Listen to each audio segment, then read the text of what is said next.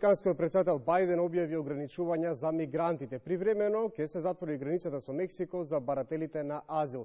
Зошто Белата куќа се реши на ваков чекор, ни кажува Мартин Николовски, кој го имаме на директна врска од Вашингтон. Мартин, повели со информациите.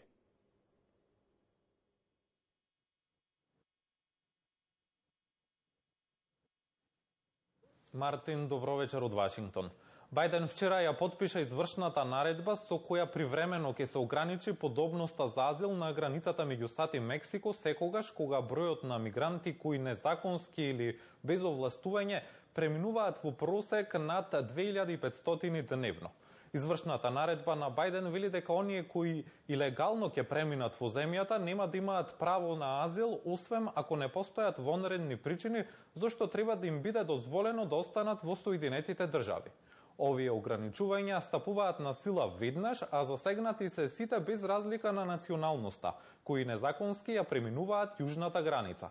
Додека се на сила ограничувањата, мигрантите кои ја преминуваат јужната граница и се обработуваат нивните барања поради страв од прогон или тортура, ќе бидат упатени на веродостојна проверка на стравот кај службеник за азил само доколку изразат веродостоен исказ за враќање во нивната земја. Мартина, зошто сега се носи ваква наредба за мигрантите?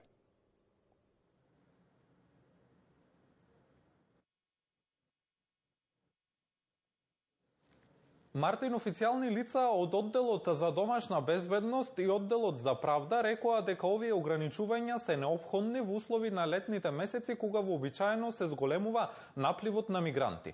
Построгиот став за безбедноста на границите исто така одговор на зголемената загриженост за имиграцијата кај американските гласачи пред изборите на 5 ноември.